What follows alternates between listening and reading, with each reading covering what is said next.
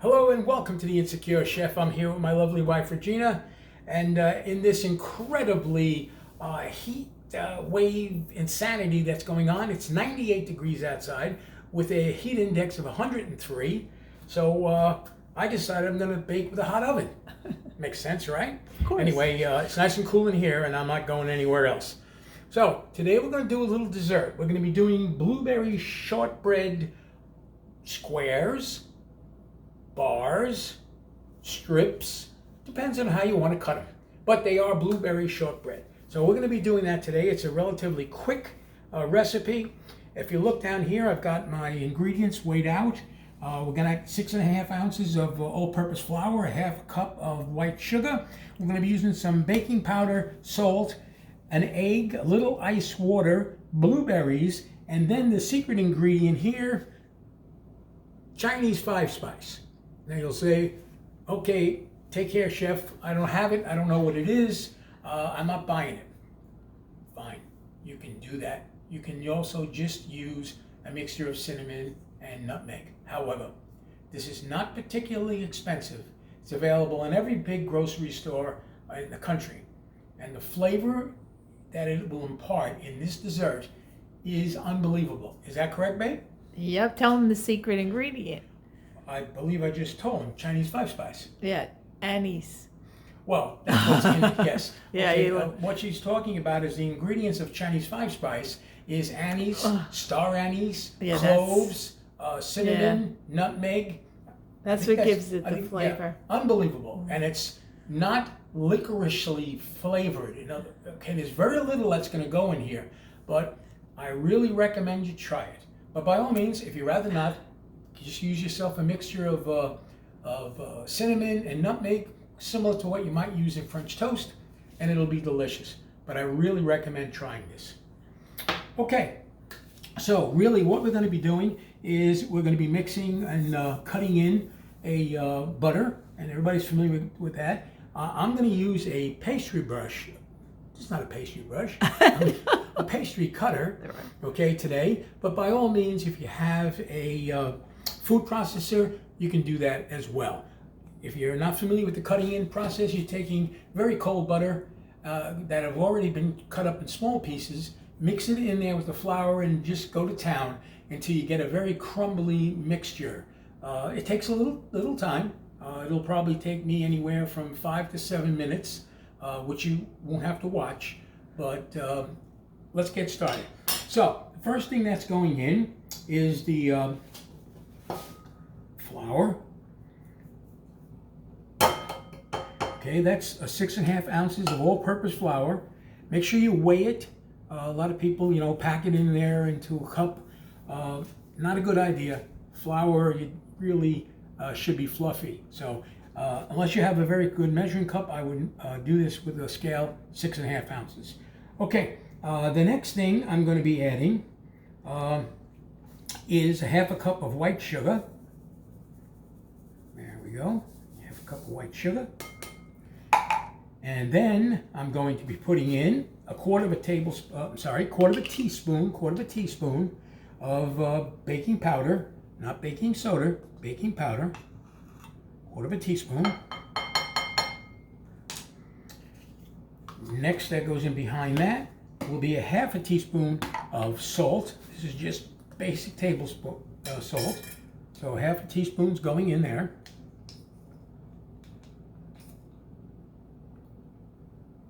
A little too much. There we go. Half a teaspoon's in there. And now what we're going to do is, and I didn't get my whisk, I'll be right back. We're just going to whisk this up so that it's well blended. And so far really it's not a lot different than any other dough type preparation. Okay.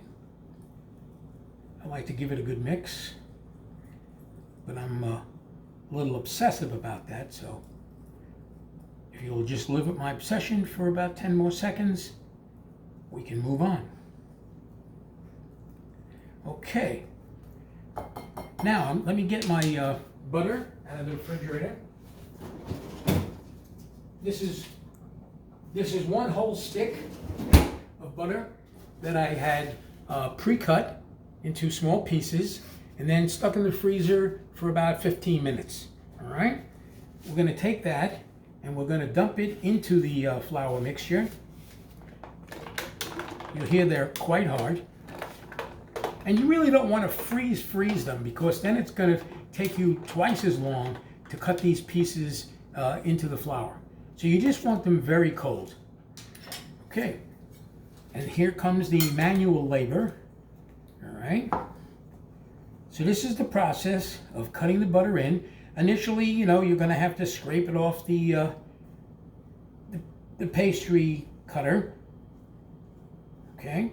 And like I said, this is probably going to take me 7 or 8 minutes to get it to the place I want. It's my oven telling me that I've been preheated properly. So, we'll be back when I get this to the proper look, and then we'll pick it up from there. Hi, and we're back. I've been cutting in butter, and Regina has helped me. This is what it looks like. Okay.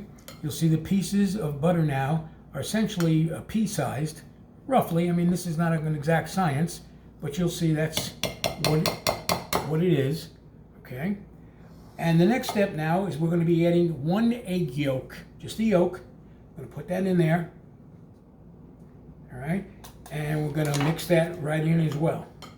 And then we're going to get that cut in very nicely, okay? And this shouldn't take too long to do. And once I'm satisfied with this, I will add the magic ingredient of the Chinese 5 spices. Just sprinkle that in and then give that a little stir. Let me get this off of here. There we go.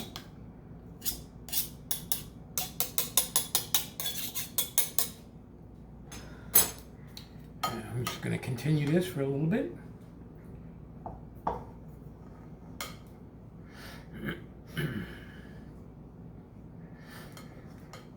So I don't know where you folks are, but as I mentioned at the top, the weather is unbelievable in the middle of a dangerous, that's the word used by the weather department, a dangerous heat wave. And certainly not my kind of weather anymore. Maybe the last time it was that, maybe I was like 18 when I enjoyed weather like that. Okay, I think one more time around will be more than sufficient. And you just want to make sure that the ingredients, as always, are evenly distributed as best as possible and as reasonable as possible. And the way you can tell that this is at the point you want it to get at, what you can do is grab a handful. Okay, my hands are clean. Grab a handful and squeeze it, okay? And you'll notice that it clumps up in a solid piece. However, it isn't dough, because if I press it again, you'll see it just goes right back to the state it was. When you get to that point where you can clump it like that, you can be pretty much satisfied that you're done. Okay, now I'm going to be adding the quarter of a teaspoon of the Chinese 5 spice, so whatever I just said. Chinese 5 spices, quarter of a teaspoon going in. The smell is outrageously delicious. The aroma truly is absolutely amazing. Okay, I'm just going to tap that in, and then we'll give that a 30-second stir.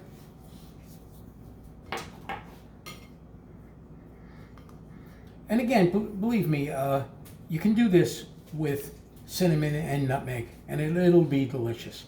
But I was surprised, because I use Chinese 5 spices in Chinese food, as you would expect. But again, if you look at the ingredients, there's anything but just Chinese. It's a very common set of ingredients, and I was quite surprised how well it came out and the aroma that it created. Really good. My dog seems to have an opinion He about thinks something. it's dinner He time. thinks it's dinner time. Yeah, it's getting close, but not yet. Right. Okay. We'll come back in a moment, and we'll now begin packing this into the. This one, I guess, is 9 by. Oh, I don't know. That's a 9 by 12? square, right? Is it fully squared? Yeah, that's a Yeah. square. All right. Well, anyway, this I think is 9 by 9. 9, yeah. Yeah, I think. Yeah, Actually, I think there so. should be some kind of measurement on there. Yeah. Can you 8 see? by 8. Oh, 8 by 8, okay. It's an 8 by 8, lightly greased Pyrex in this case, but you can use whatever you like. And well, as long as my dog stays calm, maybe we can continue this. All right, what you're going to do is you're going to take this mixture and you're going to put it into this pan. However, you're not going to use all of it. Maybe about 75% of it, you're going to save about 20 to 25%. So let's get that started in there.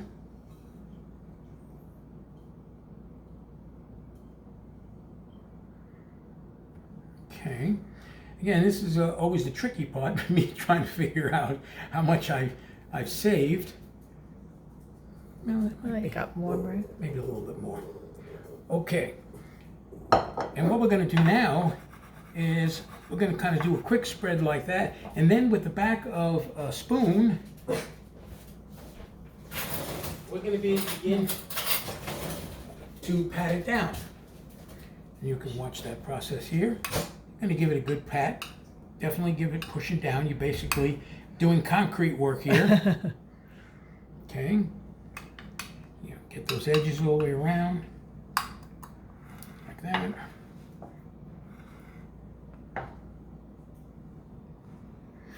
And you want to make sure you get it to the edges. And as best you can, you'd like to get it pressed down to a level surface. Again, you don't need micrometers or anything. And your eyeball will probably do it just fine. Okay, I'm pressing it down. So you get a really nice, smooth pattern. Shh. You like And go sit down. I'll tell you, we'll be back in a minute. And you'll see as I finish this process. Okay, we're back, and here is what it will look like after you pat it down. And I'll hold this so you can get an idea about how thick it'll be. Again, it's not going to be perfect, Yeah, but you get an idea. Okay. looks good. All right, now I've got about 3/4 of a cup of very washed and very fresh blueberries. Oh boy. Okay, don't laugh at me because I can never get these things open. Okay, and I say 3/4. It's really going to come down to that you want to put them in here and try to get them covered as best you can without them really crowding up and touching each other. So I'm just going to throw these in. And you know, they may be too many or whatever, and I'm just going to kind of do a random kind of thing here. Oh, I found a Stem? stem. Get Can't rid have of that. I thought I had checked them all. Okay. Yeah, I guess we can A use few some more. Oh yeah. Again, I can throw them all in, and if I can't get them to go the way I want, I can take some out. So, but you're seeing what I'm trying to accomplish here. Some kind of random distribution that still covers most of the area.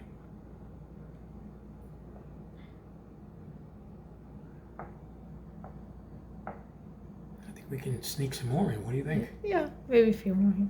Okay, well, I've used, all right, well, I've got all the full 3/4 of a cup that I took out.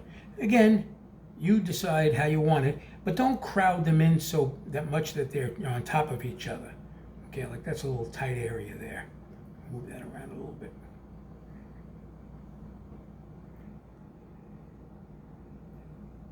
Again, I'm a little obsessive about things, so don't let that happen to you.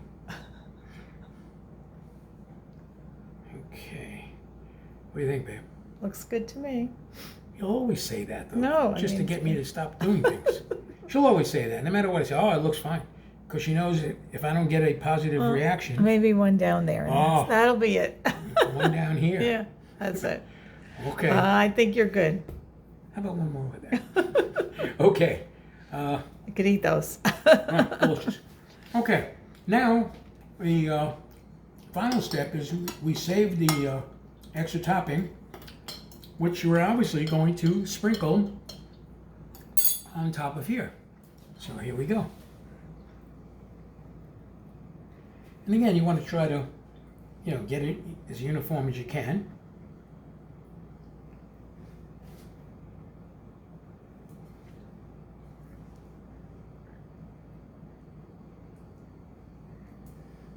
Okay.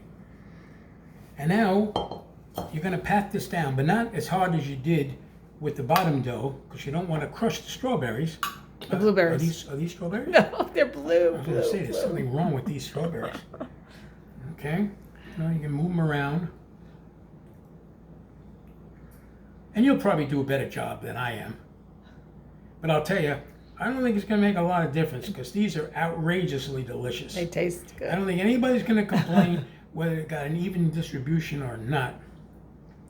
Okay, and again, it depends on how much you left over. It's more an eyeball thing and a personal preference thing. Like, I would have preferred some more over here, but it is what it is. And I'm not going to overdo it, because I'll be here all day. All right. I did mention that this pan was lightly greased. Some say you don't have to, but I like a little light oil on that. And now I've preheated my oven to 375 degrees Fahrenheit. And we're going to put these in the oven for 30 to 35 minutes. Now, the key to tell when they're done will be, again, if you look at that thickness factor, you'll see it right now, it's very light beige in color, it's raw.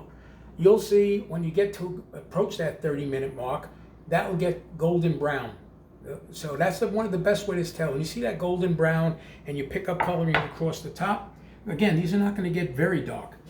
But that certainly you'll know that the shortbread is cooked, and you can take it out and let it cool. So, with that said, I'm going to put it in the oven, set the timer. I'm going to set mine for 30 minutes, but depending on the type of oven you have and how it works, it could go as long as 35. My oven certainly seems to be very hot, so 30 minutes seems to work for me. I've made this several times now, that's my number.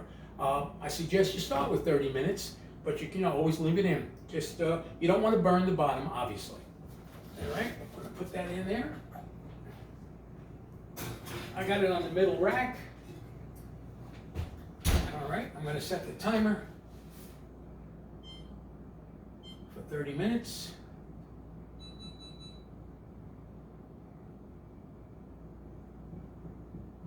I can never get this bottom one to work. It's a brand new stove, too. Okay, it's all set now for 30 minutes. And as we approach that time, we'll come back and take a look and see how it's going. Okay, we're back, and you're looking at the finished product. Hopefully yours will come out the same. You'll notice the browning around the edges. And if you look, and a little browning, of course, on the top. If you look there on the edge, you'll see the bottom is got a brown color to it, more like graham cracker. So that'll tell you that it's done. This took exactly 30 minutes in my oven. Okay? So now all you need to do is let it cool and find someone to buy my dog.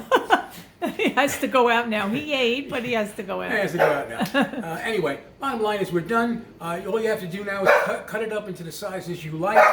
You can cut them up in squares, bar shaped, or strips, whatever. Yes, Okay, we hear we're you. going to go give you Okay, two out. for the Insecure Chef and his lovely wife, Regina, Have a good night. thank you very much. Bye-bye.